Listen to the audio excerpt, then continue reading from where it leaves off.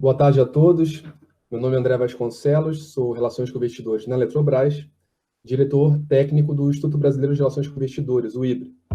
Dando continuidade a uma série de eventos via webinar, o IBRE assume um importante papel no aprimoramento técnico e na troca de experiências entre os RIs e importantes atores do mercado de capitais. Eu queria iniciar informando que esse webinar vai ser gravado e em breve estará disponível também no site do IBRE. Nesse momento, iniciamos o webinar Desafios e Compromissos da SES para as estatais em 2020, com a participação dos ilustres Amaro Luiz Gomes, secretário de Coordenação e Governança de Empresas Estatais, Ricardo Moura Faria, secretário adjunto especialista em políticas públicas e gestão governamental. Na condição de também coordenador do grupo de RI de estatais do IBRE, serei moderador desse evento ao lado do Luiz Felipe Arellano, secretário adjunto de Fazenda de São Paulo, e gostaria de aproveitar para agradecer também a parceria e o suporte técnico da empresa MZ, que tornou esse evento possível. Em relação ao Grupo RI de Estatais, trata-se do maior fórum de estatais do mercado de capitais brasileiro, atualmente congregando mais de 120 executivos de RI e de áreas correlatas, com o objetivo de promover, de uma forma colaborativa e voluntária, um ambiente de discussão para disseminar boas práticas e impulsionar o desenvolvimento do mercado de capitais e dos profissionais de RI de companhias estatais.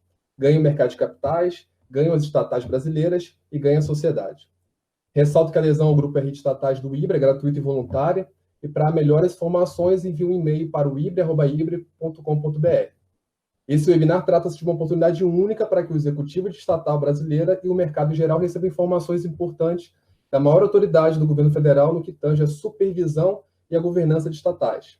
A discussão focará nos temas de diretrizes para AGOs estatais, programa de desestatização, avaliação periódica de estatais federais, entre outros assuntos que os participantes julgarem importantes. Antes de passar a palavra para o secretário da SES, peço as considerações iniciais do Luiz Felipe Arellano, secretário adjunto de Fazenda de São Paulo. Muito obrigado, André. Boa tarde a todos. Eu gostaria, em primeiro lugar, de agradecer o convite de estar com vocês hoje aqui, cumprimentar o IBRE pela realização do evento. É um tema extremamente importante, é um evento fundamental, acho que para o mercado, para todos os profissionais da área de relação com investidores. E gostaria também de cumprimentar, desde já, os nossos palestrantes, o secretário Amaro, secretário Ricardo, e dizer que eu vou ser muito breve agora, porque eu não quero tomar muito tempo com essa abertura, para que a gente possa ir direto para a palestra e ter o máximo de tempo possível para respostas a eventuais perguntas e debate no final. Então, gostaria só de deixar esse recado e agradecimento nesse momento.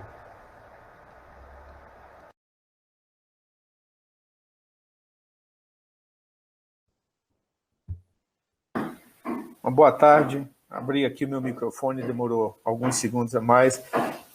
André, muito obrigado pela introdução e obrigado pela gentileza do IBRE em nos convidar para participar desse webinar. E é um prazer para nós da SEST compartilhar a nossa experiência, nossas expectativas para o ano de 2020. Para aqueles que não me conhecem, eu sou Amaro Gomes, me juntei à equipe da SEST agora em janeiro, no fim de janeiro de 2020, e tenho comigo aqui, eu vou pedir para que se apresente antes que eu comece a tratar especificamente dos pontos do webinar, o nosso secretário adjunto, Ricardo Faria. Por gentileza, Ricardo.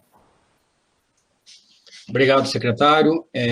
Queria me juntar aos agradecimentos do secretário Amaro, ao IBRE, ao André, né, pela oportunidade, também ao Luiz por estar debatendo esse assunto com a gente. É um assunto que, de fato, a gente vive o dia inteiro e ainda assim nos entusiasma. São poucas coisas que a gente, depois de 2 anos fazendo todo dia, continua com vontade de fazer no dia seguinte. Então, é muito bacana poder debater com o IBRE, com a comunidade que se interessa pelo tema, os desafios da governança das estatais federais, e eu espero que a gente tenha um excelente debate. Muito obrigado. Obrigado, Ricardo. Se me permitem aproveitar o tempo de todos vocês, que é precioso, Vocês têm um conjunto de slides que nós preparamos para nortear a nossa apresentação hoje. Se nós nos atermos aí ao slide 3, que trata da agenda, os 2 pontos principais que o IBRE solicitou que nós focássemos foram exatamente o ofício circular 229, agora de 2020, e o decreto federal 10.263 de 2020. Então, a nossa agenda, além desses 2 pontos, eu gostaria de iniciar falando um pouco da SEST e do modelo de governança das estatais. Depois, ao final desses 2 tópicos, eu vou passar, então, para que o Ricardo apresente o ofício circular 229 de 2020 e os princípios do decreto federal 10.263, e, posteriormente, durante esse processo do decreto federal, vou também falar alguns aspectos, para finalmente nós concluirmos pela expectativa. Então, no slide 5, a gente destaca aí quais são os objetivos da SEST, né? E aí, André, se você me permite, eu vou fazer um pequeno ajuste. Eu pelo vício, né, minha origem sempre na área de regulação, eu tenho muita atenção às palavras que nós usamos para nos manifestar. E você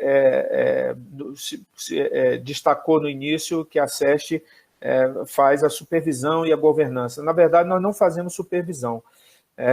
A supervisão das entidades públicas federais, das estatais federais, ela tem na CGU, a CGU como principal responsável. O que nós na SEST fazemos e procuramos sempre ter uma atenção muito particular a essa competência é coordenar as ações associadas à gestão das estatais.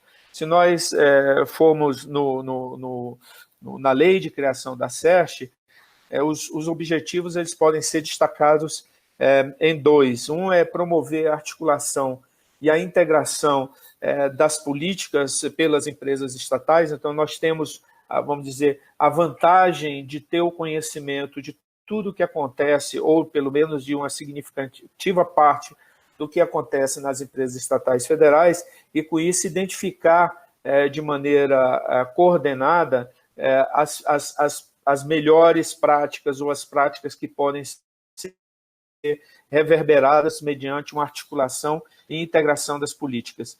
E o segundo aspecto diz respeito à política de pessoal, governança e orçamento.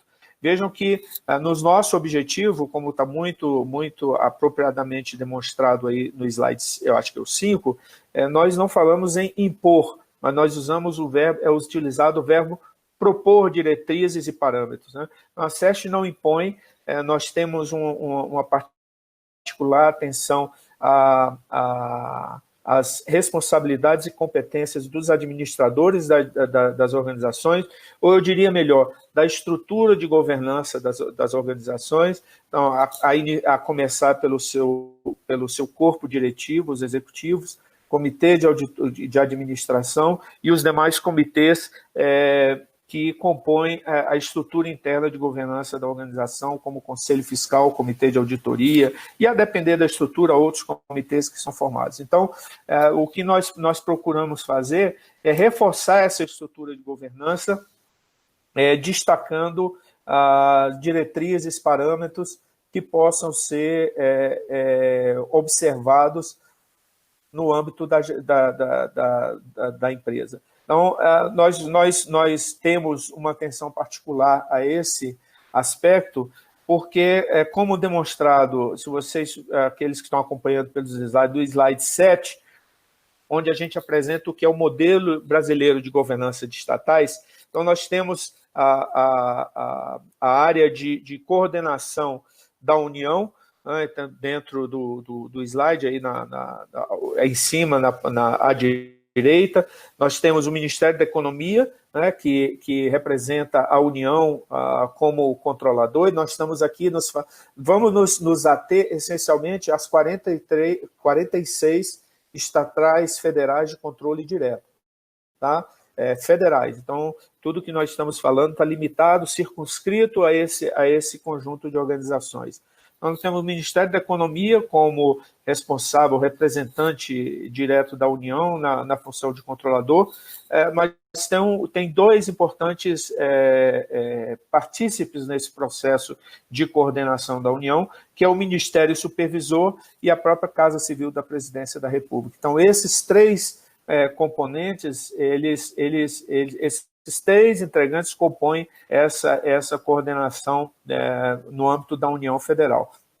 Em termos de controle e fiscalização, e aí sim se encaixa a atividade de supervisão que o André destacou no início, aí sim nós temos a Controladoria Geral da União, né, que pelo próprio nome já caracteriza as suas atividades de monitoramento e de estabelecer políticas associadas à gestão da empresa, e, finalmente, o Tribunal de Contas da União. Então, esses são os dois componentes desse sistema de controle e fiscalização.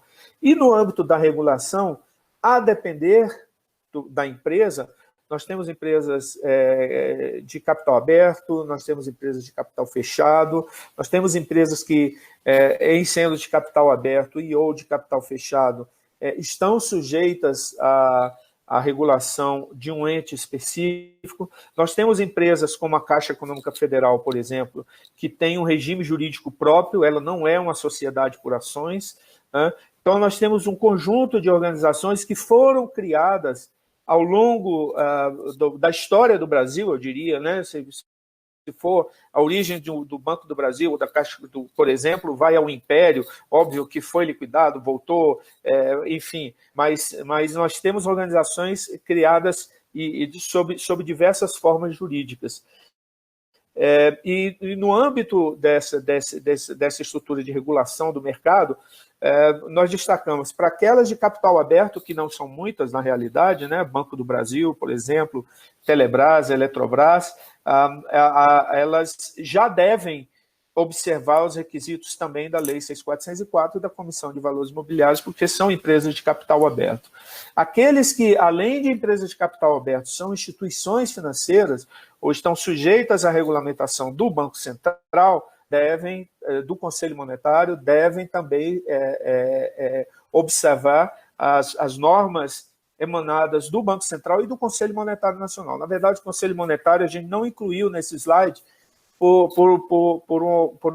um motivo específico. O Conselho Monetário Nacional perpassa vários aspectos desses e é despiciando porque é composto pelo ministro da Economia, o secretário de Fazenda e o presidente do Banco Central. Então, o Conselho Monetário Nacional ele já está aqui naturalmente incluído nesse processo, caso alguma norma específica emanada, visto que é divulgada pelo Banco Central na condição de seu secretariado.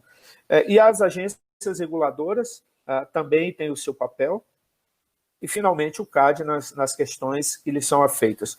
Esses três aspectos, ou seja, a coordenação no âmbito do Ministério da Economia, Ministério Supervisor, Casa Civil, o controle e fiscalização, ou, de outra forma, supervisão também, Tribunal de Contas da União, Controladoria Geral da União, ainda sujeita à regulação e, no caso de instituições financeiras, supervisão de órgãos existentes no âmbito do Sistema Financeiro Nacional, e tudo isso tem como base a Lei 6.404, que é a lei, obviamente, de constituição das SAs, que regula a forma jurídica e aspecto da lei das SA, a Lei 13.303 de 2016, que, para mim, que nós chamamos de Lei das Estatais, coloquialmente, para mim, passei a integrar a equipe da SESC a partir de 2020, como mencionei. Eu fui beneficiado porque é uma lei que realmente representa avanços muito significativos em termos de governança e competência, por que não dizer, da SESC, e o Decreto-Lei 200 de 1967, que já é a base para toda essa estrutura de estatais.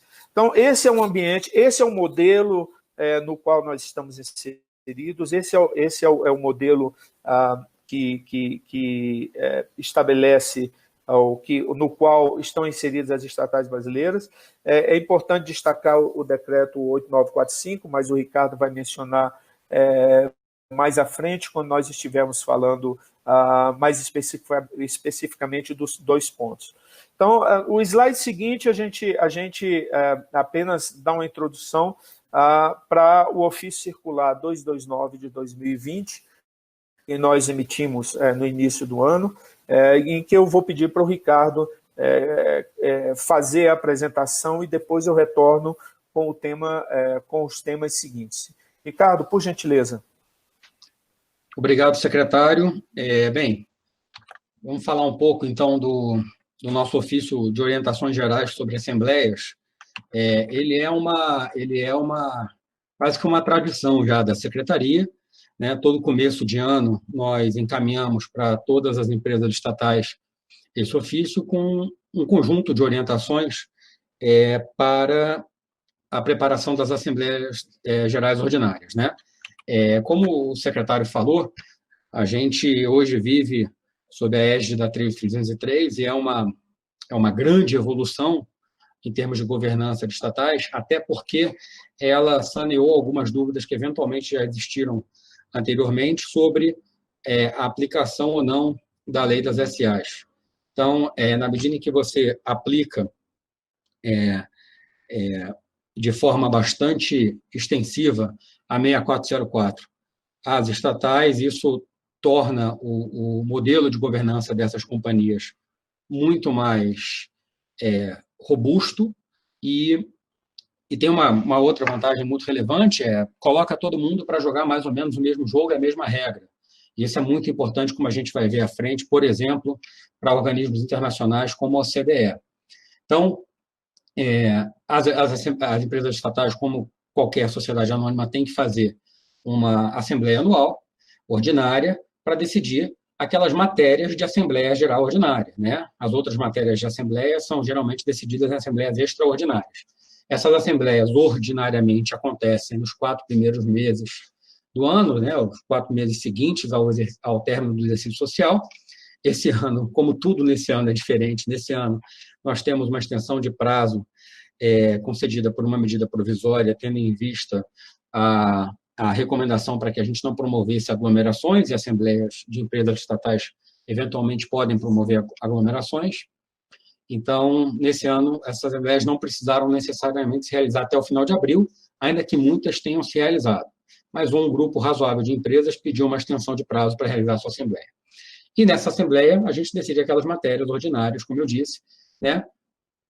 Tomar as contas dos administradores, aprovar as demonstrações, deliberar sobre a destinação dos resultados da companhia, a eleição dos administradores e dos membros do Conselho Fiscal e aprovar a correção da expressão monetária do capital social.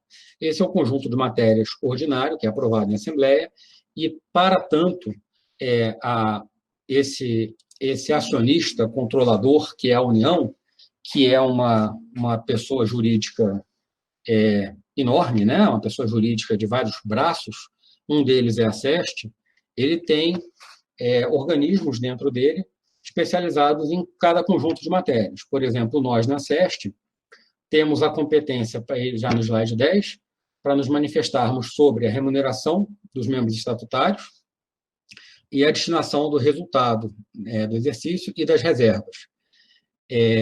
E o nosso ofício circular ele é bastante extenso na forma como nós gostaríamos de receber essas informações das companhias. Até porque, como o Amaro bem lembrou, nós temos 46 empresas de controle direto e mais umas 150 de controle indireto, ou seja, subsidiárias. Então, nem todas essas empresas subsidiárias são estabelecidas no Brasil, então, quando não são, obviamente não seguem a 6404, mas seguem a legislação do país onde elas estão sediadas. Mas para um conjunto aí de mais ou menos 120 empresas, nós devemos emitir um parecer para subsidiar o voto do acionista, a União, na Assembleia, sobre esses temas. E, por isso, nós pedimos por meio desse ofício, nós orientamos por meio desse ofício que essas informações nos sejam apresentadas num determinado formato, né? Sobre a destinação do resultado, primeiro, nós queremos que a proposta da administração venha aprovada pelos órgãos de administração e pelo Conselho Fiscal, né? Isso é muito importante para a SEST, e a gente avalia essa proposta como se avalia a proposta para qualquer empresa que é regida pela 6404 e por normas da CVM. Então, nós, obviamente, seguimos a orientação da lei, né? Observamos quais são as reservas, por exemplo, que estatutariamente estão previstas para saber se a gente pode fazer a alocação dos resultados, né? Observamos o relatório do auditor independente sobre as contas que estão sendo apreciadas, tudo isso, de novo, para um conjunto de 120 companhias, né, e feito num período de tempo bastante reduzido, né, porque, geralmente, como essas contas têm que ser aprovadas por administradores, você tem uma reunião de CA em algum momento em março, né, em que você aprova o balanço de 2019, aprova as demonstrações de 2019, e esse material é enviado para a SEST. Então, eu posso ter uma assembleia no final de março, no começo de abril, e eu tenho uma equipe de mais ou menos uma dúzia de pessoas para olhar 120 companhias. Então, por isso que a gente é muito cioso no formato em que essas informações têm que chegar, porque se cada companhia mandar as informações no formato que ela entender mais adequado, até a gente entender esses relatórios e esses dados, a gente já perdeu muito tempo. Passando para o slide 12, né, sobre a distribuição de dividendos, a gente solicita que sejam encaminhados forma, percentual e prazo de pagamento desses dividendos, né, ou JCP, quando for o caso, né, a data da declaração do pagamento dos dividendos, né, e a demonstração do montante global e do valor por ação dos dividendos, incluindo aí os dividendos antecipados e os juros sobre capital próprio já declarados. E sobre a reserva, a gente tem que, obviamente, atender aos limites para a constituição daquela reserva, né, observar a finalidade das reservas estatutárias, se ela está sendo cumprida, se ela está observando os limites dessas reservas também, e a demonstração, isso é muito relevante quando se fala de uma empresa estatal, a demonstração da compatibilidade daquela reserva com o plano, com o PDG, o Plano de Dispêndio Global das Companhias, porque, do ponto de vista da gestão orçamentária, essa é uma peça que companhias estatais têm, né, o PDG. Então, são instrumentos diferentes, mas que, obviamente, têm que ter dados que se conversam.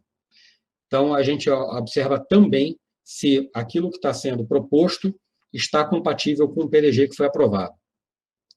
E, obviamente, para reservas previstas na legislação, como reserva de contingência, reserva de incentivo fiscal, a gente também observa a aplicação dos ditames legais para cada uma dessas reservas para, de novo, subsidiar o voto do acionista. Então, a manifestação da SEST, ela, nessa matéria e também sobre remuneração, ela é encaminhada para o acionista, que é representado pelo ministro da Economia, e por delegação, hoje, ou pelo secretário especial de Fazenda ou pelo secretário especial de Desestatização, né, que vão assinar o voto da União. Então, essa manifestação da SEST, ela é uma avaliação técnica que encaminha num processo administrativo uma orientação de voto.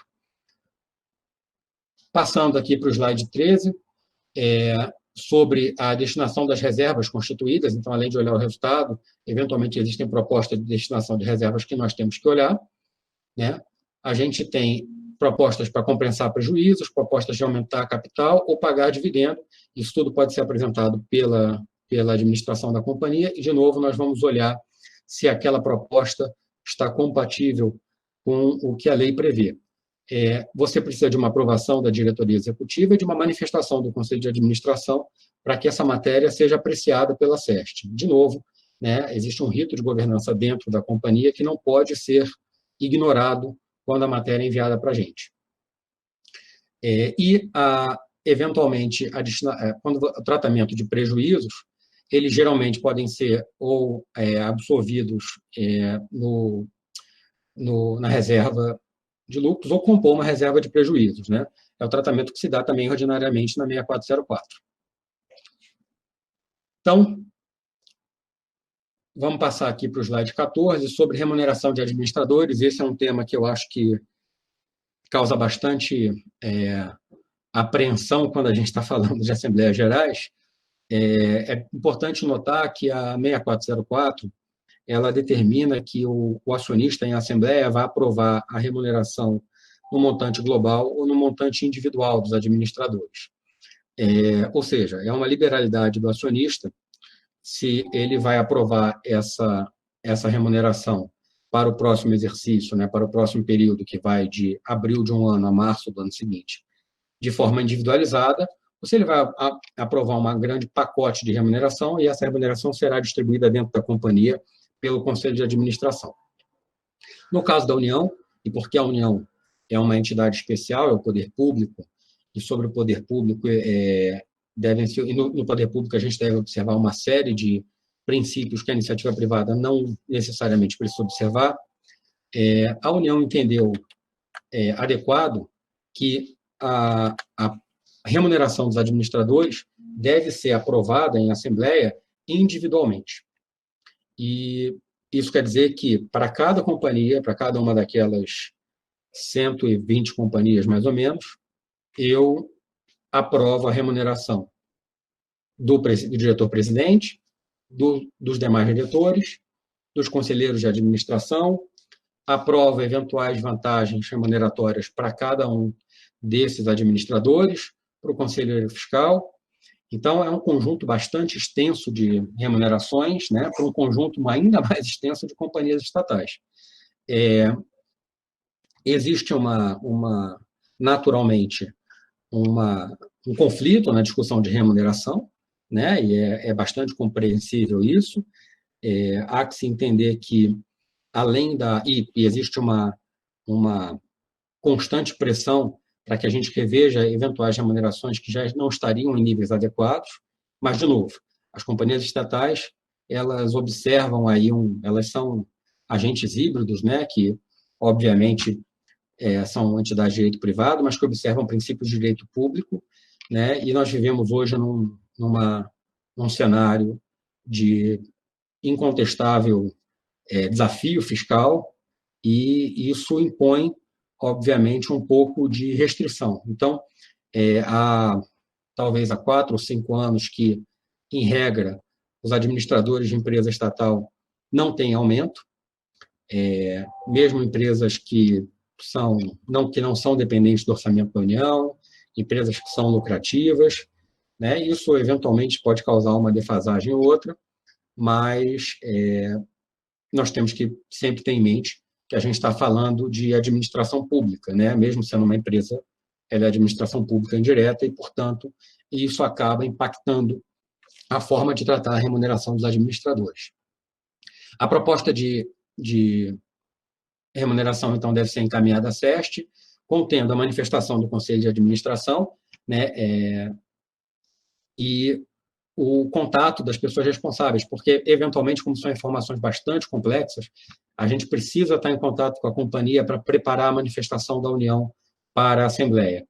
E você tem um conjunto de anexos ao ofício de orientação que traz os modelos da forma como a gente quer receber essa informação.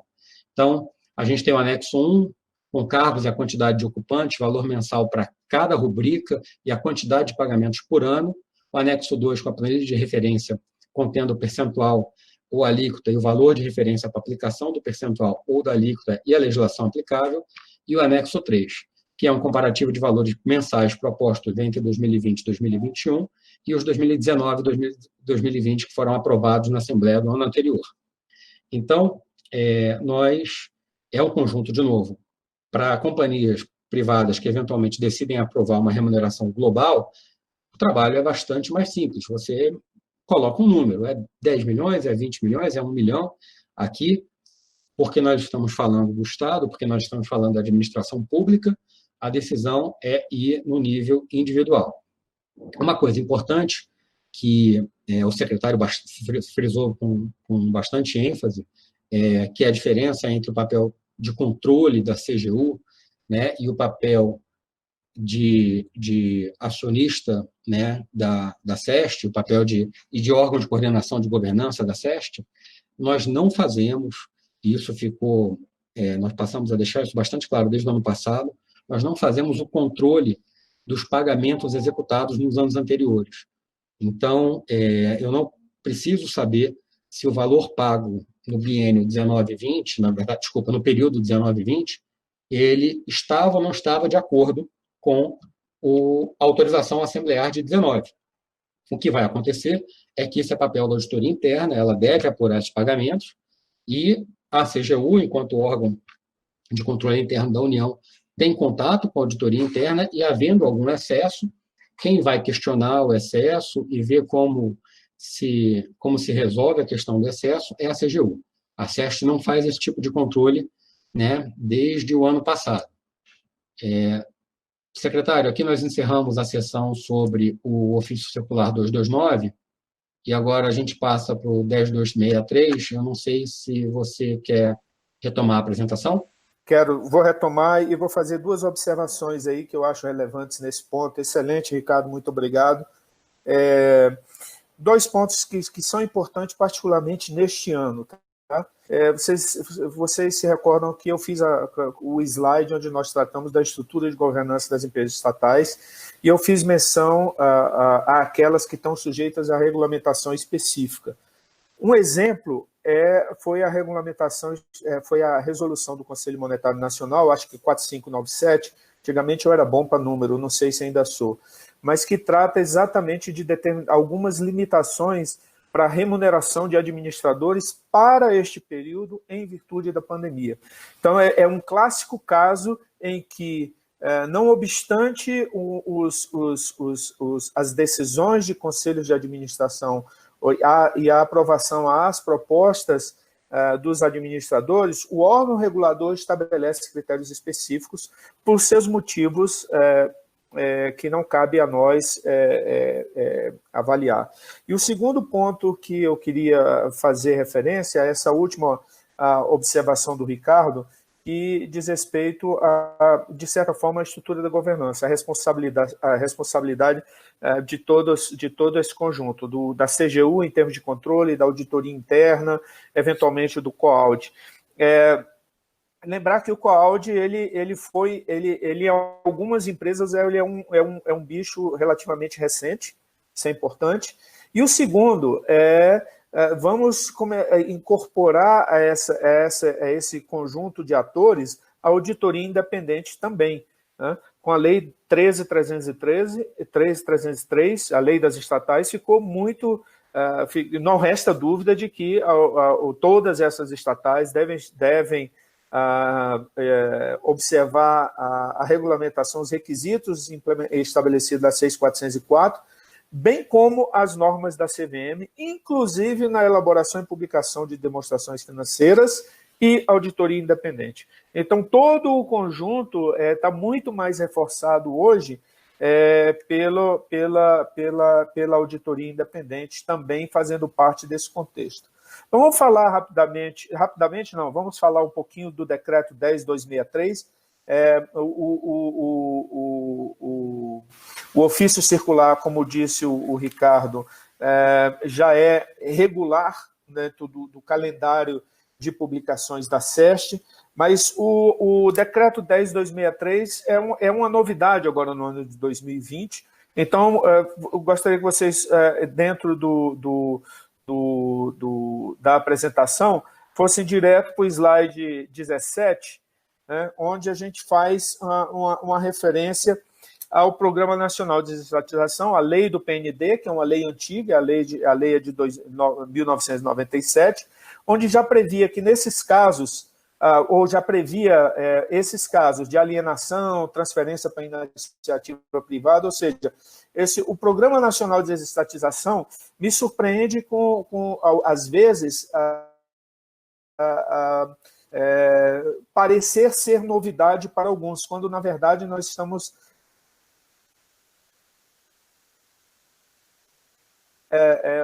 tratando de um tema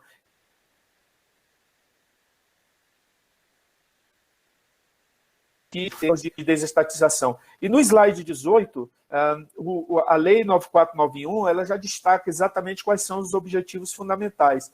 E dentre os objetivos fundamentais, vejam que vários deles, ou se não todos, né, são associados a esse reposicionamento geral da União com relação às suas participações societárias. Mas eu queria chamar a atenção o inciso 6 desse slide 18, que trata exatamente de contribuir para o fortalecimento do mercado de capitais. Ou seja, de certa forma, ao transferir para a iniciativa privada uma atividade que não mais se enquadra dentre as prioridades da União, nós estamos com isso, de certa forma, trabalhando no sentido de fortalecer o mercado de capitais do Brasil.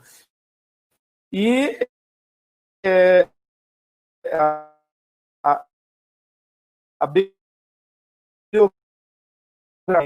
para o desenvolvimento econômico de um país. Então, vamos falar um pouquinho do Decreto 10.263, aí no slide, eu acho que eu estou no slide certo, o slide 19, o meu aqui está sem numeração, mas o slide 19, ele apresenta o que é a base do Decreto 10.263, ele alterou o Decreto 2594, lá de 1998, que regulamenta, nesse contexto, a lei do PND, a 9491, e ele define que, para fins de recomendação, para a inclusão de uma empresa no Programa Nacional de Desestatização, terão que ser elaboradas duas avaliações.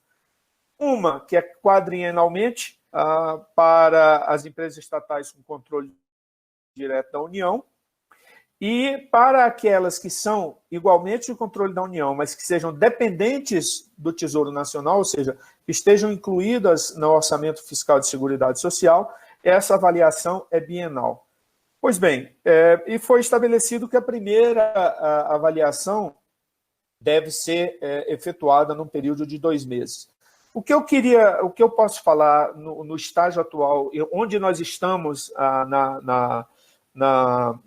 nas discussões relacionadas ao 10.263, a SEST, com a SEDDM, a CGU, o PPI, nós estamos discutindo como deve ser conduzida essa avaliação, estamos na fase de discussão. Obviamente, nós tínhamos uma expectativa de um ano normal, e esse é um ano, um ano fora da curva, é um ano que daqueles que esperemos não se repita tão cedo, pelo menos nas nossas existências.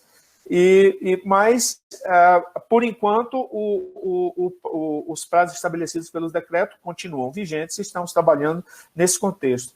Aí no slide 20, que vocês têm quando o Ricardo falou desse universo de empresas, as 46 de controle direto, mas as de controle indireto, é que nós chegamos nesse total de 203 empresas, ou seja, várias dessas de controle indireto são aquelas que são subsidiárias de Eletrobras, Petrobras, Banco do Brasil, Caixa Econômica e BNDES. Né? Então, para que vocês tenham uma dimensão do universo de empresas com as quais a SEST lidar nesse processo. Então, no slide 20, nós trazemos um pouco qual é a base de avaliação das empresas estatais federais.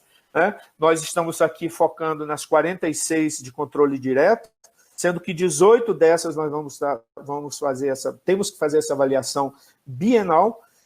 Essas 18 são aquelas dependentes, ou seja, lembro novamente, aquelas que no âmbito da Lei de Responsabilidade Fiscal, a Lei Complementar 101, elas integram o orçamento fiscal e da Seguridade Social, e as 28 que são as não dependentes do Tesouro Nacional, ou seja, que se autossustentam por princípio, geram receitas que são suficientes para a manutenção das suas operações normais.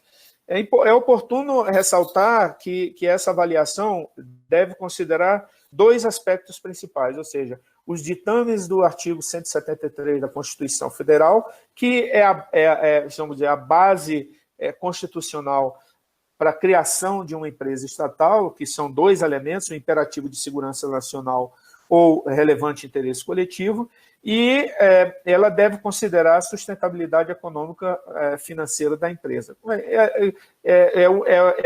Nesse aspecto, os pontos são semelhantes a qualquer análise, avaliação ou análise econômico-financeira da organização, que considera os vários elementos que compõem a administração, principalmente refletidos em dados econômicos financeiros, mas considera-se também dados orçamentários, patrimoniais, pessoal, atividades, produtos e mercado de atuação.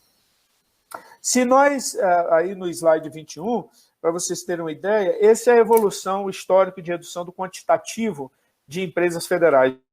Hoje nós estamos falando em 203, até recentemente, em 2016, nós tínhamos 228 empresas, e aí vocês têm um timeline, que é bem interessante esse timeline, do que aconteceu de 2016 até agora. Então, esse é o conjunto. O decreto ele estabelece as diretrizes, mas a definição de quais são os parâmetros, como vai ser conduzida essa análise das estatais, nós estamos em processo de discussão no âmbito do governo. Com isso, a gente pode passar, eu gostaria de comentar um pouco aí no slide 23, sobre as perspectivas da SESC, principalmente no momento presente. Hoje, eu diria a qualquer pessoa que me pergunta, lista a perspectiva da SESC. Qual é o principal objetivo estratégico da SESC hoje? Incorporar melhores recomendações internacionais, particularmente aquelas recomendações oriundas da OCDE, a Organização para a Cooperação e Desenvolvimento Econômico. Esses são a OCDE. Ela tem um grupo de trabalho que trata especificamente de governança de empresas estatais.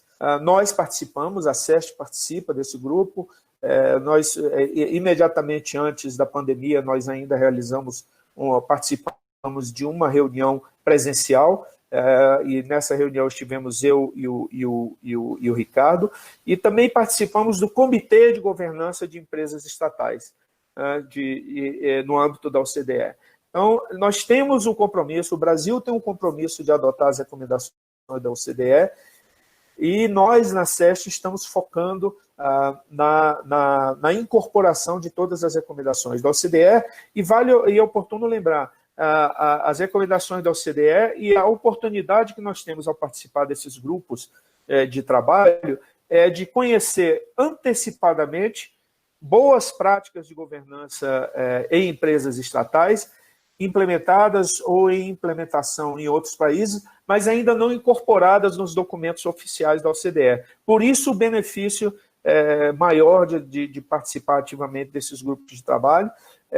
O Brasil, como eu disse, a partir da Lei 13.303, em particular, não que o trabalho que era feito antes não era um trabalho já de qualidade, sim, era, mas a Lei das Estatais, de fato, fortaleceu o papel da SESC, fortaleceu a importância de se observar princípios de governança em estatais equiparáveis a princípios de governança em qualquer organização privada também. Estarem as estatais no âmbito do Estado brasileiro.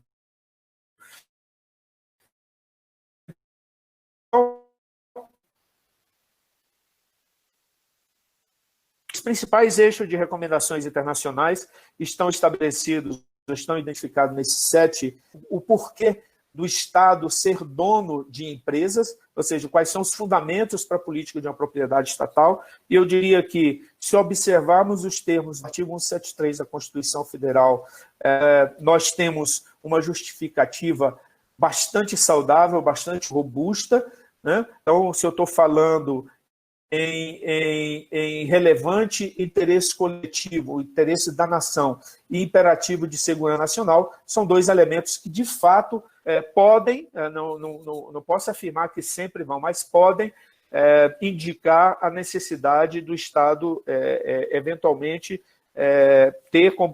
ser dono de empresas.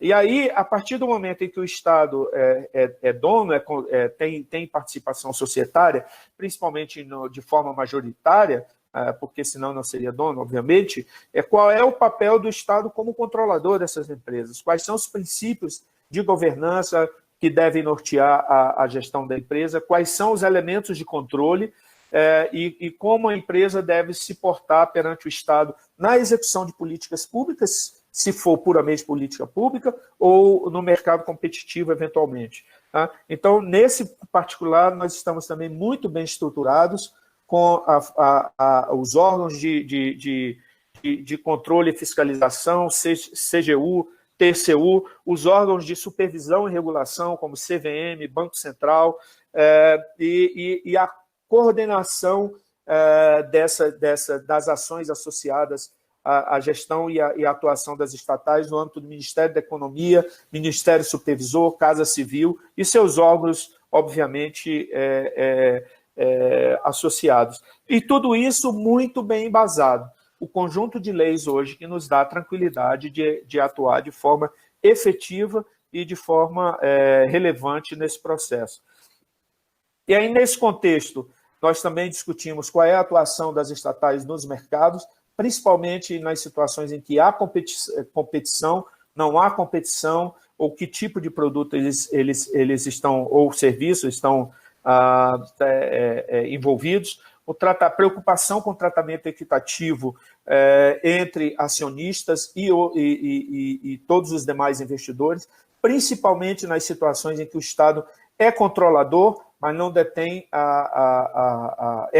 tem o controle de votos, mas não detém a maioria do capital. E isso é muito comum, a depender da estrutura legal de constituição das empresas em vários países. E, finalmente, os três últimos pontos, o relacionamento das várias partes interessadas e as práticas associadas e as práticas responsáveis, a questão de transparência e divulgação, e, novamente, nós estamos muito bem comparado com vários países. Obviamente, como o André mencionou no início, numa conversa que nós tivemos paralela, eu fiquei 10 anos no IASB, então, o IASB que se dedica às normas internacionais de contabilidade, o Brasil adota desde 2010, e não só essas de contabilidade, adotamos também as normas internacionais de auditoria independente. Então, no conjunto de normas internacionais, nós já adotamos aquele conjunto que é recomendado e é reconhecido como o melhor contexto para promover transparência com base em uma divulgação adequada de informações. Isso sem falar da divulgação dos relatórios corporativos que extrapolam os relatórios financeiros. Em vários casos, podemos citar a Petrobras, por exemplo, que divulga o relatório recomendado pelo IIRC. E o papel dos colegiados das empresas estatais, ou seja, esse conjunto de recomendações da OCDE, nós estamos, de uma maneira geral, já muito bem alinhados, mas focamos ainda, estamos avançando para incorporar o máximo possível. E um dos resultados próximos é o último slide nosso, o slide 24, que trata de um novo estatuto modelo. Nós, na SESC, estamos desenvolvendo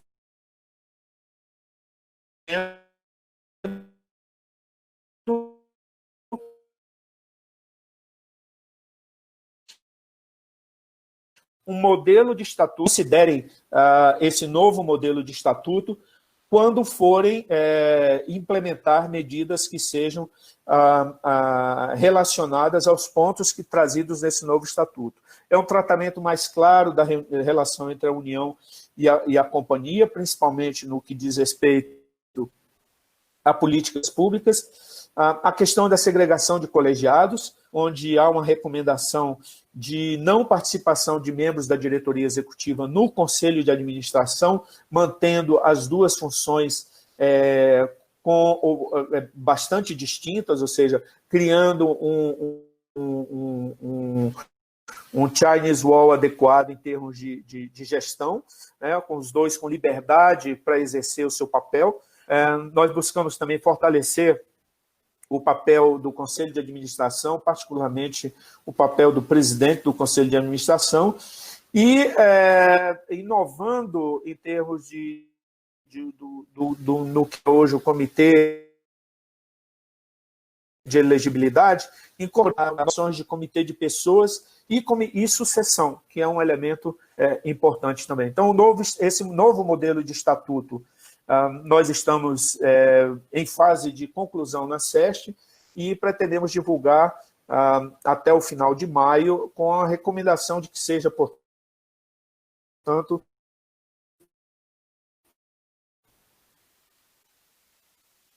considerado pelas... Com essa perguntas e respostas, antes de devolver a palavra ao André e Luiz Felipe, eu gostaria de dar a oportunidade ao Ricardo para fazer algum complemento adicional. Obrigado, secretário. Bem, eu acho que é importante reafirmar o que foi dito agora, né, em relação ao novo Estatuto Modelo da SEST. É uma peça que foi um trabalho feito com a colaboração de vários atores, inclusive organismos especializados em governança. A gente discutiu com muita gente dentro do governo, mas sempre com o mesmo alvo, né? O guia as diretrizes da OCDE sobre governança corporativa em estatais, né? E como é que isso se materializa nos estatutos das estatais federais no Brasil, né? De que forma esse estatuto garante que a gente é aderente a essas diretrizes. O trabalho de avaliação dessas diretrizes, que está sendo feito, inclusive, no peer review pela OCDE atualmente, ele é um trabalho bastante exaustivo, e a gente entende que, eventualmente, você pode exigir alterações no decreto 8945, que é o regulamento da 333, alterações em resoluções da CGPAR, mas também alterações no nível dos estatutos.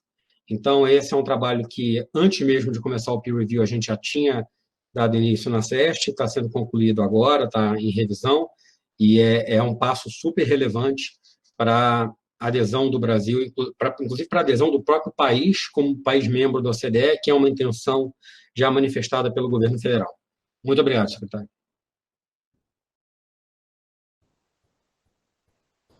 Bem, eu agradeço, né, a rica apresentação da SEST. É extremamente importante entender com clareza o compromisso com o aperfeiçoamento da gestão administrativa, através do aumento da eficácia, da transparência e na atuação de empresas estatais federais.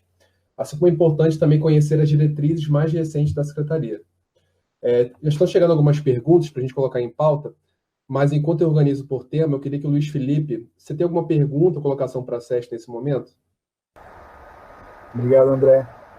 Eu tenho, sim, em primeiro lugar, eu queria parabenizar os secretários Amaro e Ricardo pela apresentação, muito clara, bastante abrangente, e eu queria também parabenizar a Secretaria pelo trabalho que vem fazendo já há muitos anos, que é exemplar e é um modelo também para trabalho que começou a ser feito em outras esferas da Federação. Então, mais uma vez, parabéns. A minha pergunta é a seguinte, eu tenho certeza que a gente vai ter várias perguntas das pessoas que estão acompanhando o webinar relativas ao ofício da SEST. Então, eu vou fazer uma pergunta um pouco mais transversal e relacionada ao ponto da transparência que foi colocado por último, né? Nesse momento de pandemia, em especial, a gente tem se lembrado da importância ou do papel fundamental que exercem as estatais e do interesse público que orienta a criação delas, ou deveria orientar a criação das estatais, né? E a velocidade e a agilidade com que elas contam, em comparação à administração direta, tem sido muito importante no combate à crise provocada pela pandemia. Isso não só em âmbito federal, mas também em âmbito estadual, municipal. A gente tem visto, por exemplo,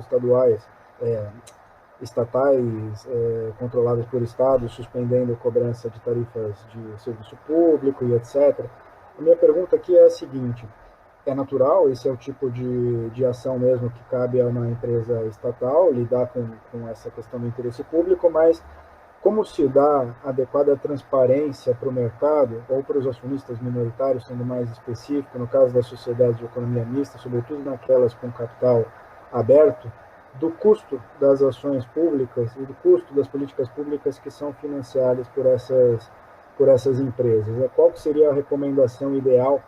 E aqui pensando do ponto de vista bem prático para os profissionais de RI que estão acompanhando esse webinar, numa situação como a gente vive hoje, em que as decisões são tomadas muito rapidamente e que, no entanto, você tem, eventualmente, ações de interesse público que estão sendo financiadas ou estão sendo instrumentalizadas, operacionalizadas pelas empresas estatais. Obrigado pela pergunta. Eu queria só, Luiz, para deixar bem claro qual é o contexto que nós estamos tratando. Você mencionou alguns aspectos aí dentro da sua pergunta: empresa de economia mista e profissionais de RI. Então, eu estou assumindo que são empresas de economia mista de capital aberto, que são essas que têm relacionamento do RI. Dentro do âmbito dessas empresas, no âmbito da SESC, de controle direto, nós temos Banco do Brasil, Eletrobras, Telebrás. Então, essas empresas, elas devem observar, já estavam sujeitos aos ditames da Lei 6.404 e as normas da CVM. Ou seja, os atos de gestão dessas empresas, eles estão naturalmente sujeitos à prestação de contas, ou no âmbito do planejamento estratégico, prestação de contas ao seu conjunto de acionistas. Eu, pessoalmente, nós na SESC não temos nenhum conhecimento, até o momento, de empresas com essas características que estejam implementando alguma política específica e dos custos associados. Então, nós não temos como responder diretamente a uma questão de, executando política pública, qual o custo e como reportar. Mas, seguramente, o conjunto de normas existentes, ele já estabelece ou delineia critérios que viabilizam aos gestores tomarem as decisões adequadas para promover a transparência requerida. A nossa experiência no momento na SESC, associado mais diretamente à pandemia, ela está muito mais relacionada aos hospitais. Nós temos 3 grupos hospitalares que estão no conjunto dessas 46 empresas, a EBSER, o HCPA e o HGC, o GHC, perdão, que esses são empresas estatais, controle direto, e para esses, obviamente, diretamente estão na linha de frente das ações relacionadas à pandemia, e a SESC tem trabalhado proximamente com os gestores, com os ministérios supervisores, Ministério da Saúde e Ministério da Educação, para viabilizar as ações necessárias, principalmente em termos de quantitativo de pessoal, que é a demanda primeira para atender a pandemia.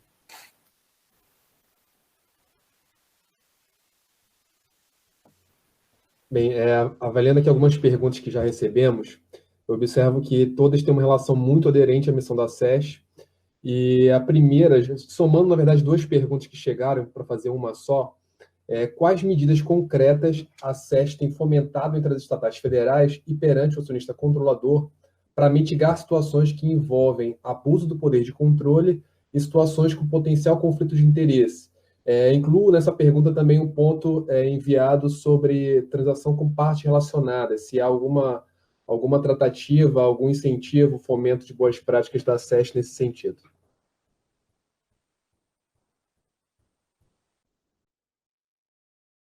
Ricardo, pode comentar um pouco, depois eu comento. Claro. Obrigado, secretário. Bem, em relação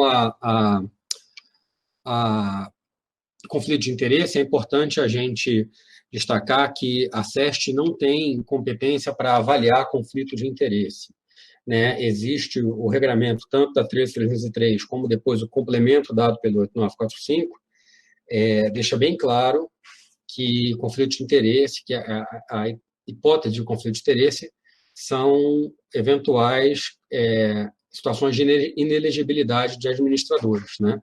Então, quando nós temos uma indicação, e as indicações são avaliadas preliminarmente pelos próprios ministérios supervisores, né? Então, nós, na SEST, temos a competência de avaliar as indicações feitas pelo Ministério da Economia para as empresas supervisionadas por ele ou para aquela vaga de conselho de administração que a Lei de Organização da Administração Pública determina que seja ocupada pelo Ministério da Economia em todos os conselhos. Para essas vagas, a gente não faz a gente, enquanto análise preliminar de compatibilidade, não faz uma avaliação de conflito de interesse, mas esclarece que cabe ao Comitê de Elegibilidade das companhias, que conhece melhor o negócio, que entende do negócio, que entende, inclusive, especificamente daquela vaga que está sendo preenchida, porque, por exemplo, se você estiver falando de uma vaga para a diretoria executiva, eventualmente aquela vaga tem características específicas que eu, na SEST, posso desconhecer. Mas o Comitê de Elegibilidade, esse que funciona dentro da companhia, certamente conhecerá. Então, nós orientamos que o Comitê de Elegibilidade avalie, né, se o perfil indicado traz algum potencial conflito de interesse. Com base na avaliação do Comitê de Elegibilidade, esses casos são encaminhados ou para a Controladoria Geral da União ou para a Comissão de Ética da Presidência da República para avaliação se há ou não há conflito e, se em havendo conflito, se é mitigável ou não é mitigável. Muitas vezes o próprio comitê identifica um potencial conflito, mas de baixa gravidade, e ele próprio já orienta a mitigação, né? Isso já aconteceu diversas vezes, e aí a União, ao eleger o administrador em assembleia, com citação de conselho de administração, ela já elege, pedindo para que sejam observadas as orientações do Comitê de Elegibilidade. Em relação à política de partes transacionadas, a política de transação com partes relacionadas, ela é uma obrigação legal, as empresas devem ter essa política. Nós avaliamos a existência dessa política por meio do indicador de conformidade da SEST, e nas últimas edições, começamos, inclusive, a fazer uma avaliação um pouco mais profunda das políticas de partes transacionadas para ver se essas políticas são adequadas, né? Obviamente, a gente está numa etapa, né, a lei foi aprovada há praticamente 4 anos e passou 2 anos em vacácio. Então, nós temos 2 anos de vigência plena da lei, né? E nesse universo de cento e tantas empresas estatais, algumas avançaram na adesão dos instrumentos legais muito rapidamente, outras menos. Mas o importante é que a gente entende que o período de mera conformidade legal ele já acabou, né? Hoje o nosso desafio é efetividade dos instrumentos. Então, o que nós devemos promover enquanto boa prática de governança é não só que você tenha, mas que você tenha uma política de relação com partes transacionadas efetiva, né, observada, conhecida por toda a companhia e que, de fato, faça diferença no dia a dia da gestão. Obrigado. Eu vou também, aqui, inspirado no André, adaptar 2 perguntas relacionadas em uma, e diz respeito às perguntas à governança. Tá? Normalmente é fácil da gente identificar a falha de governança, né? Acontece o problema e a gente identifica imediatamente. É um pouco mais difícil mensurar a eficácia dos instrumentos instalados de governança, quanto que eles efetivamente estão sendo aplicados e estão sendo eficazes. Dentro desse ponto de vista, como que vocês acham que as empresas devem fazer para passar de um modelo de governança de checkbox, né, praticamente, para efetivamente mensurar a eficácia dos instrumentos? E ainda dentro desse contexto, a segunda pergunta seria: qual que vocês acham que é o modelo ideal de relacionamento entre comitê de auditoria e o conselho de administração, em especial naquelas empresas que ainda não têm um nível de maturidade em governança muito alto, que estão aprendendo a lidar com esses órgãos, ou o relacionamento ainda é inicial entre esses órgãos. Eu vou me permitir comentar aí, depois o Ricardo, se quiser fazer alguma consideração. Com relação à primeira pergunta, tudo depende começa, ou a base é a estrutura de controles internos da organização. Por isso que quando a gente trata em governança corporativa, nós não podemos tratar de um elemento só. A governança, e eu vou usar as estatais brasileiras como exemplo. Então, a partir da lei das estatais, qual é a estrutura de governança que nós temos nas estatais brasileiras? Nós temos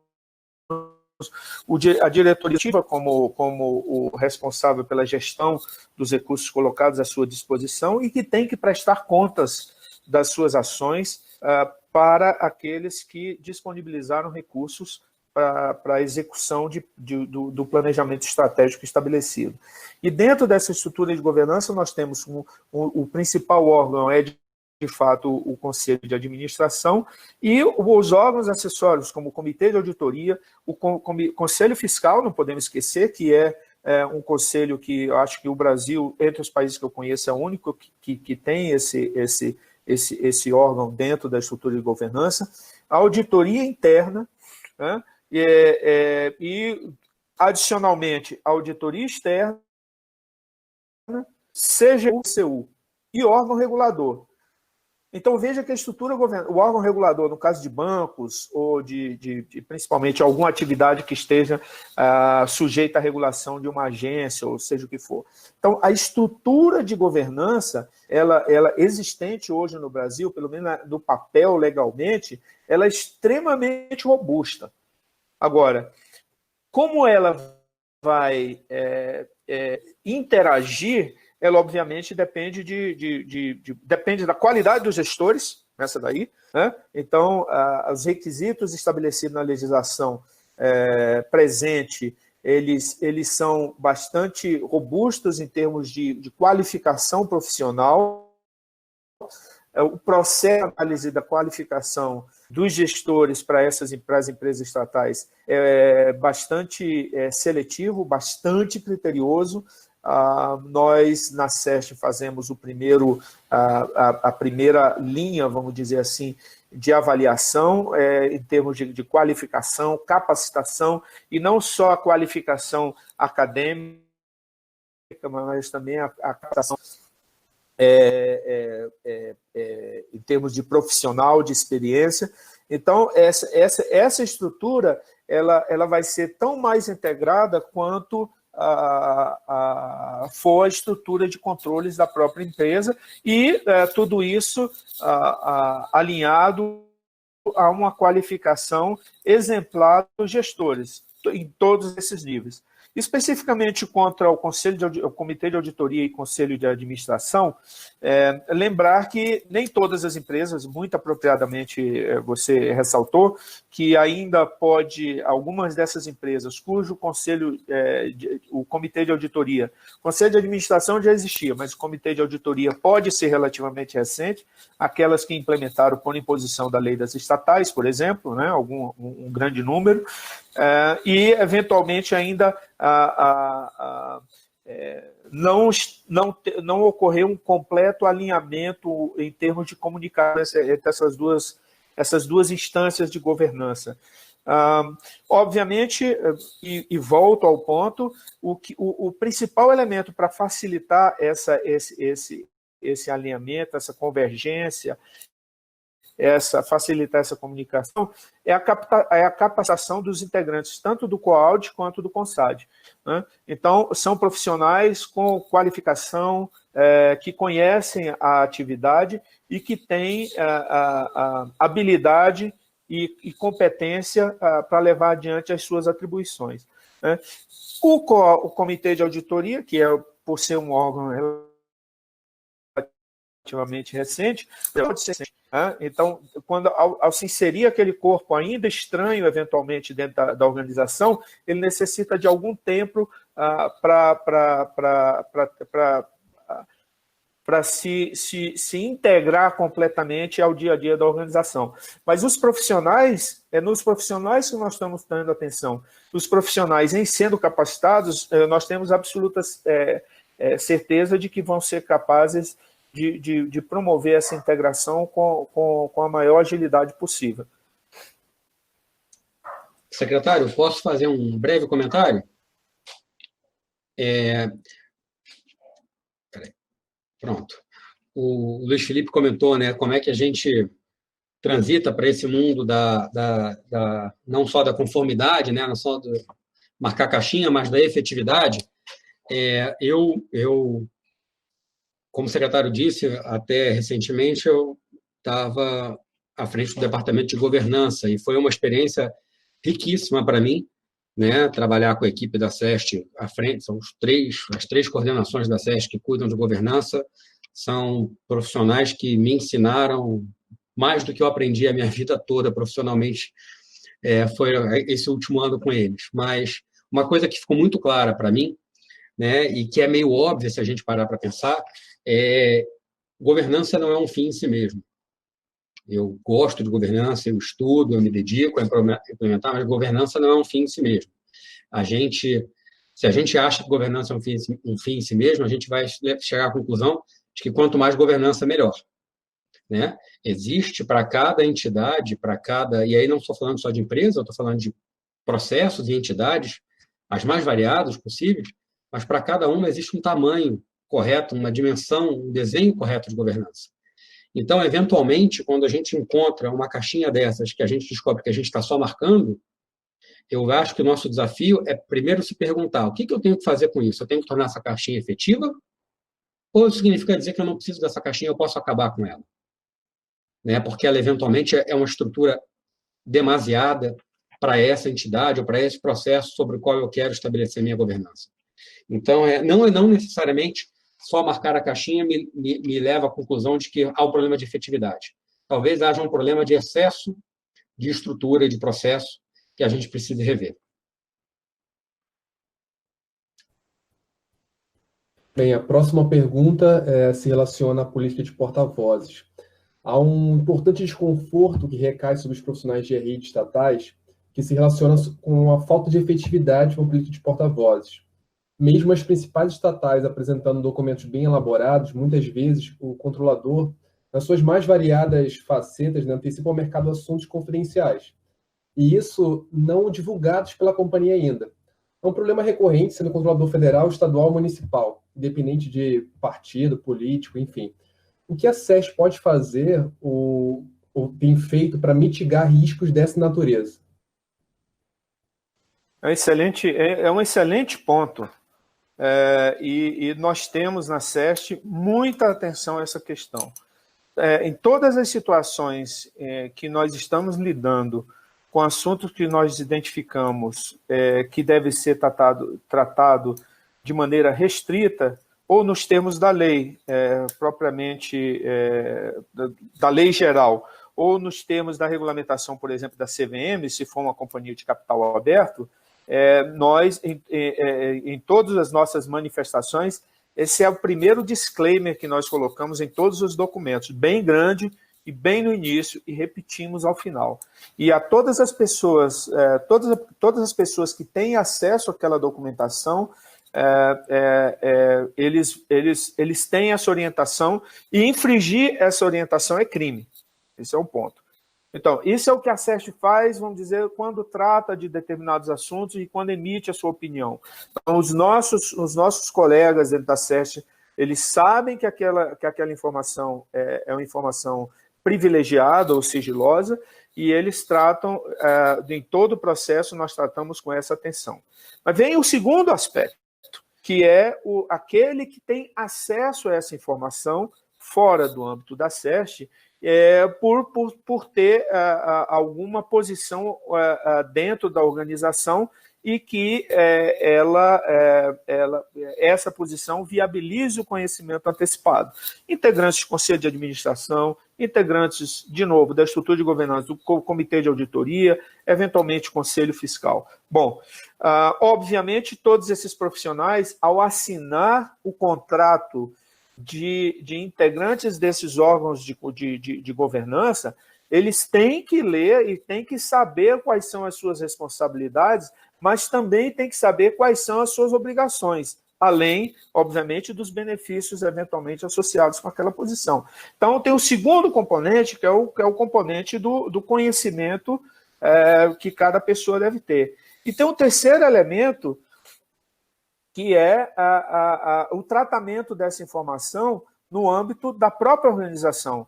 A organização também tem que ter o cuidado adequado no tratamento de informações de natureza sigilosa ou privilegiada. Bom, esses são os três, vamos dizer, os três aspectos que naturalmente norteiam o tratamento dessa informação. E a sua pergunta foi, o que a SEST faz especificamente? Bom, nós damos o tratamento adequado internamente.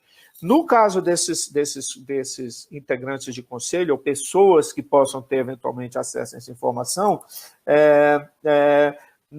lembrar dos requisitos da lei das estatais de que eles têm que ter treinamento adequado. No âmbito desse treinamento adequado, e na SEST, novamente, faço referência ao ano que nós imaginávamos normal, na SEST nós pretendemos implementar atividade voltada para os integrantes do Conselho de Administração, integrantes da diretoria executiva, obviamente dentro do nível adequado, né? Não é um cursinho, mas debates de alto nível, para que todos tenham consciência de como devem ser tratadas essas informações. Eventualmente, e isso acontece em qualquer mercado de capitais, o Brasil não é privilégio, eventualmente, algumas dessas pessoas que têm acesso a essas informações não dá o tratamento adequado. Mas o nosso objetivo é que todos tenham conhecimento da importância de observar a legislação nesse contexto.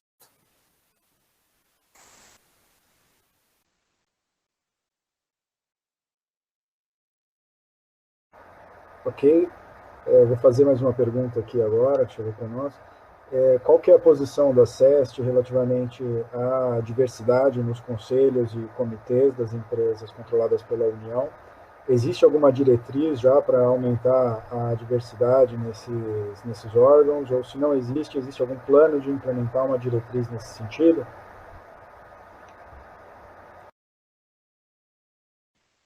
O foco da SEST, no âmbito da sua competência, é qualificação de administradores, qualificação de integrantes de conselhos, seja de auditoria, conselho de administração. Nós não temos nós não temos e não estamos desenvolvendo nenhuma ação específica ou política específica. De novo, a SEST a SEST, no máximo, é responsável por coordenar a implementação de políticas e não de desenvolver políticas específicas.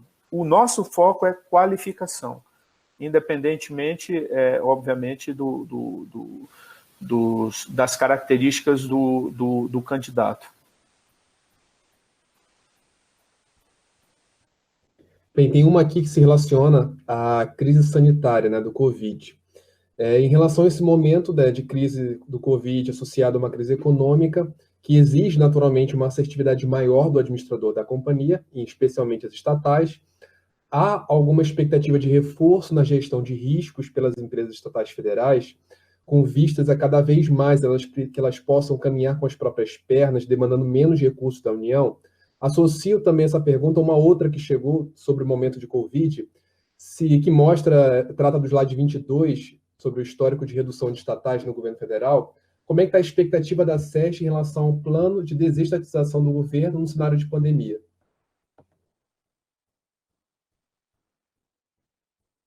O comentário, talvez o Ricardo queira também fazer algum comentário. Bom, a primeira pergunta, ela trata essencialmente da dependência de recursos da União. Obviamente que o ideal é que as empresas estatais, nós não tenhamos, o ideal para a sociedade é que as empresas estatais criadas, elas não sejam dependentes da União, ou seja, que gerem recursos para conseguir se manter sem necessariamente estarem dentro do orçamento da União.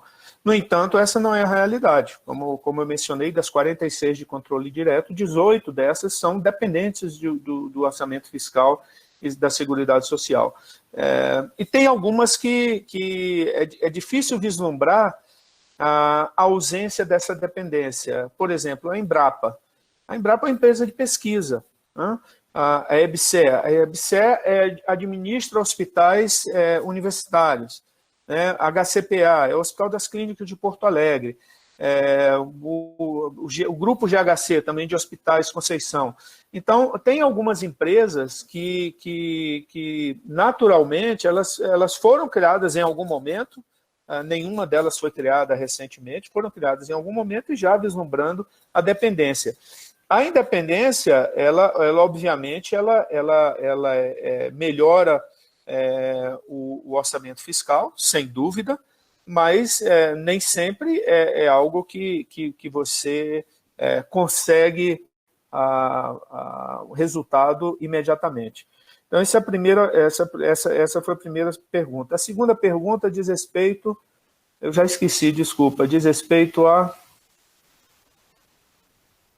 Ela trata em relação ao avanço do processo do plano de desestatização durante o período de pandemia. Se houve algum ajuste nesse processo ou se o plano que a Secretaria de Especial já previa, ele está sendo encaminhado. Não, veja, a SEST, no âmbito do programa de desestatização, nós atuamos como órgão assessor da Secretaria Especial de Desestatização, Desenvolvimento e Mercados. E o secretário Salim Matar tem feito recentemente algumas apresentações, e nessas apresentações ele tem indicado que, obviamente, como resultado da pandemia, o plano originalmente imaginado é um plano que deve ser objeto de ajuste. E é por isso que se chama plano, né? Você planeja dentro de uma curva de normalidade. E o que nós estamos vivendo hoje, naturalmente, é um momento de particular estresse. E o secretário tem dito que uma das preocupações dele são dois aspectos que ele menciona que eu acho que são muito caros a todos, ou deveriam sê-lo. As estatais não são da União, são do povo brasileiro, né? Então, as estatais, elas pertencem a todos nós. E o programa de desestatização e desinvestimento, ele não tem como objetivo vender ou privatizar esse patrimônio a qualquer preço, mas a um preço justo. E que, no momento, não nos parece que o mercado tem condições de formar um preço adequado. E, portanto, eu não posso falar em nome da SEDDM, mas ele tem indicado que, naturalmente, esse planejamento ele vai sofrer, e tem apresentações à disposição, inclusive no site do próprio Ministério da Economia, onde ele já indica que esse planejamento está em processo de revisão. Secretário, posso fazer um breve comentário? Por favor. É importante a gente notar, pelo conceito mais amplo do termo desestatização, conforme a Lei 9491 e depois o Acórdão do TCU que tratou da matéria, que desestatização não é exatamente só a privatização, né? Você tem uma série de instrumentos, você tem liquidação, você tem a cisão de empresas, né? A reestruturação. Então, a legislação do PND traz lá todas as modalidades operacionais e todas as formas de desestatização. Agora, o cenário hoje ele é tão extraordinário que praticamente tudo é impactado por ele, né? Hoje eu estava até tendo uma conversa mais cedo, um despacho com um colega de trabalho, que a gente falou assim, não, mas isso aqui ordinariamente a gente faz desse jeito. E os dois pensaram, não, mas não é nada mais ordinário, né? Então, obviamente, o cenário atual ele exige que a gente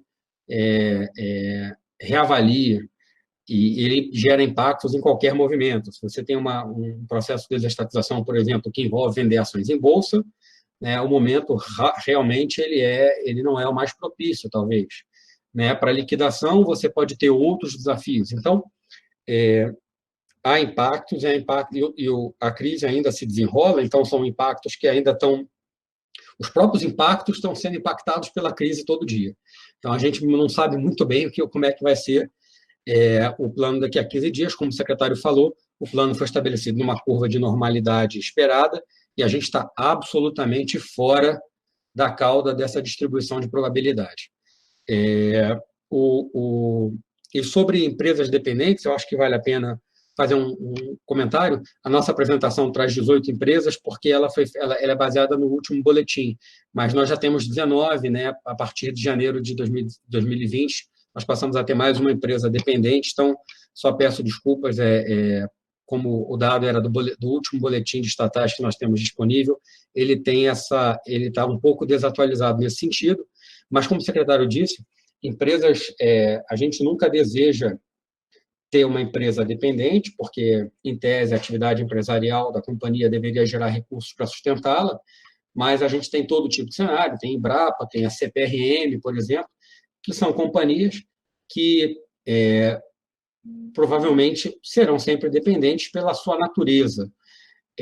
Agora, isso não quer dizer que, então, esse nosso desejo ele está superado. Muito pelo contrário. Se ela é dependente, a gente tem que continuar focando que ela seja cada vez mais eficiente para que precise menos recursos ou entregue mais serviços à sociedade com os recursos que recebe.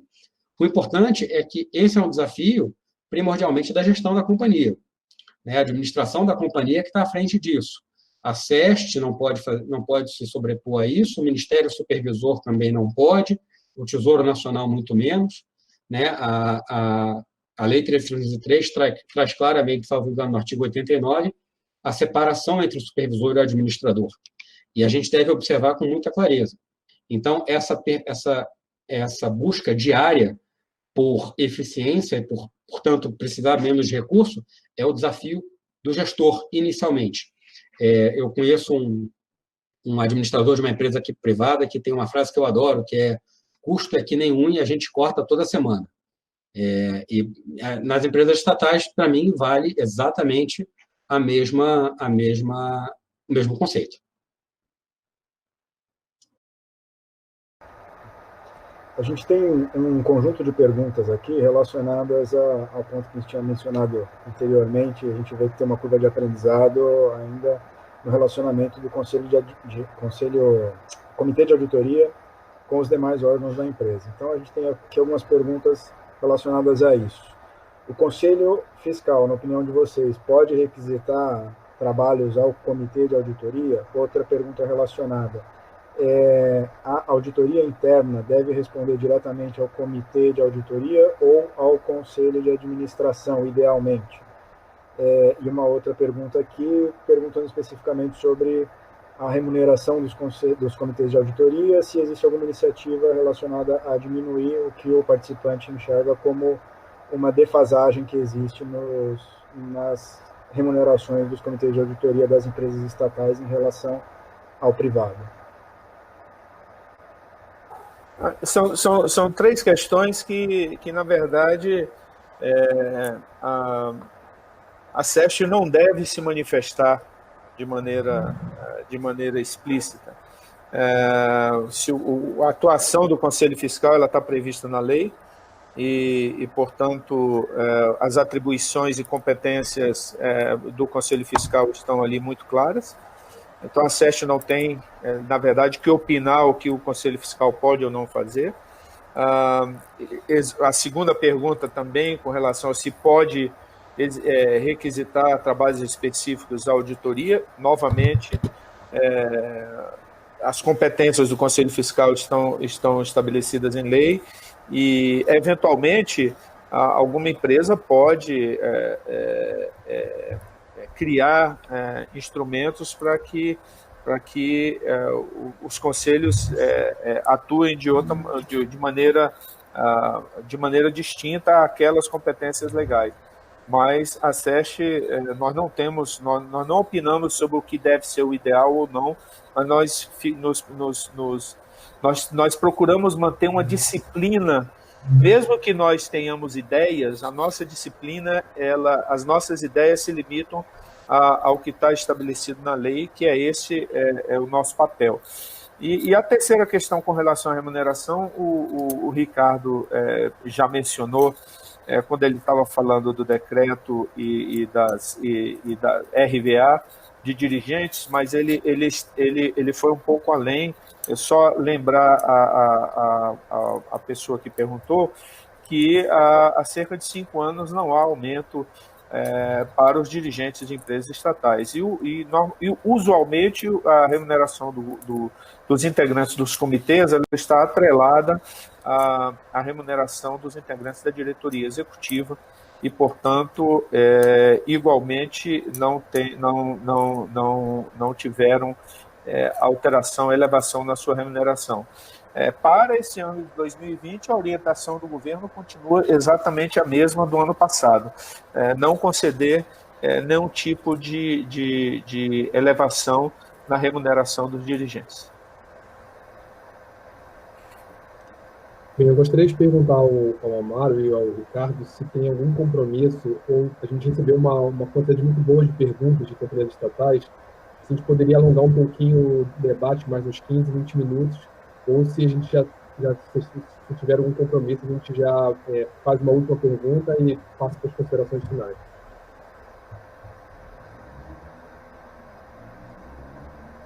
Na verdade, eu tenho um compromisso que já pedi aqui 2 vezes para adiar por 10 minutos. Então, eu tinha planejado que a nossa apresentação fosse aproximadamente 1 hora, de estabelecer mais 10 minutos ali, alguma coisa. Então, eu agradeceria se a gente pudesse avançar para a última pergunta, para que eu possa, então, retornar àquele que está me aguardando com meia hora de atraso só. Tá certo, perfeito. Então, a última pergunta é em relação ao programa IGCEST. A Secretaria já conduziu com maestria 4 ciclos, talvez de maior divisão de águas quando a gente fala de maturidade da governança das estatais federais. Os resultados ao longo desse período foram expressivos, principalmente para aquelas estatais que não são submetidas, como o próprio Ricardo comentou, ao rigor regulatório de ter um capital aberto.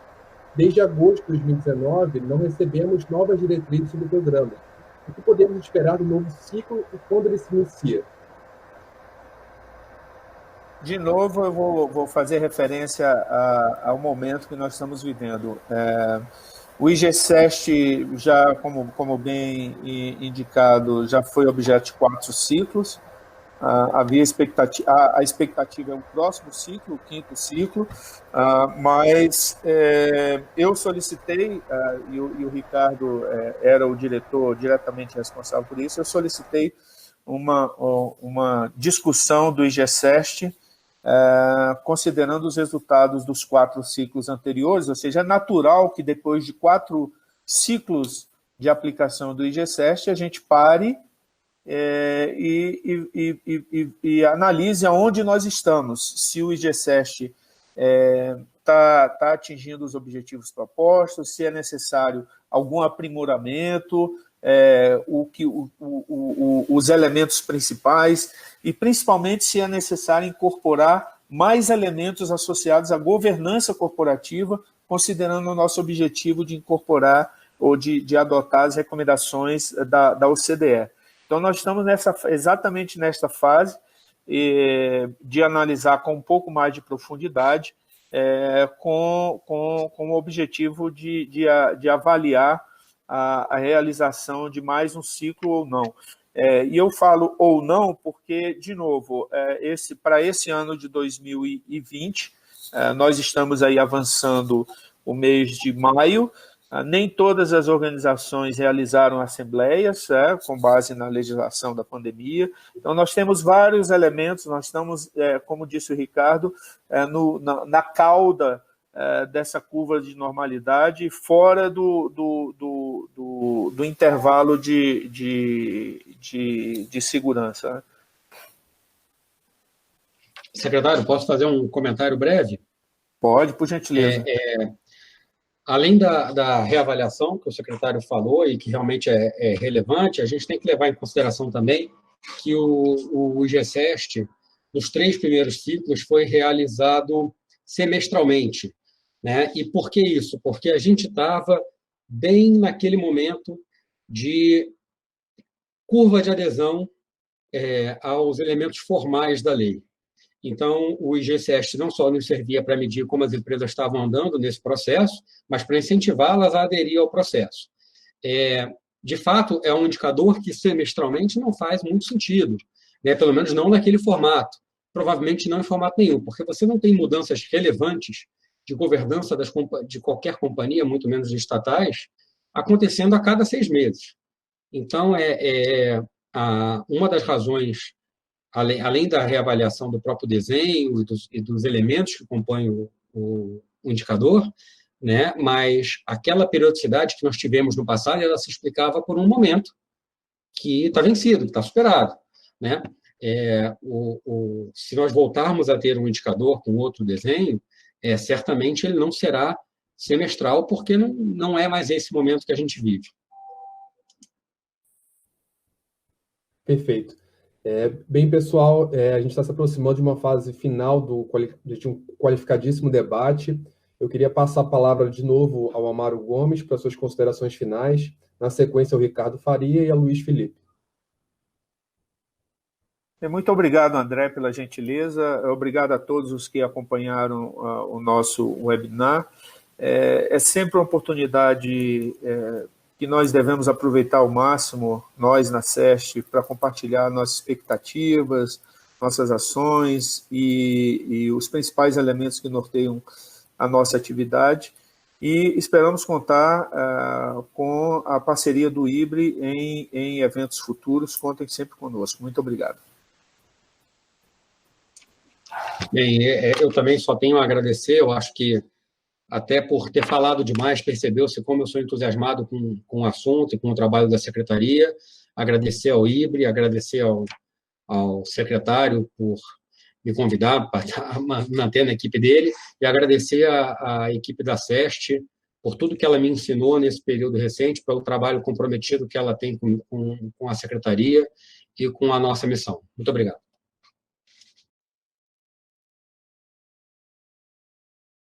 Eu queria mais uma vez agradecer o IBRE, agradecer ao André pelo convite, parabenizar os secretários pelo trabalho e pela apresentação e agradecer a todos que acompanharam pela internet o webinar. Muito obrigado, fico à disposição.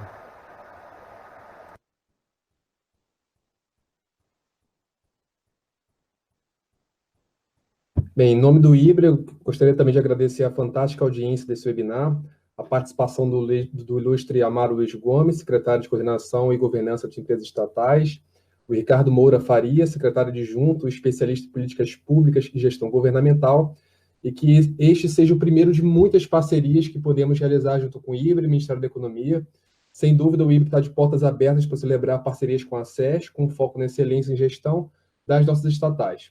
Agradeço também ao meu colega de moderação, Luiz Felipe Adelano, secretário adjunto de Fazenda de São Paulo, pelo qualificado debate que nos juntou a proporcionar.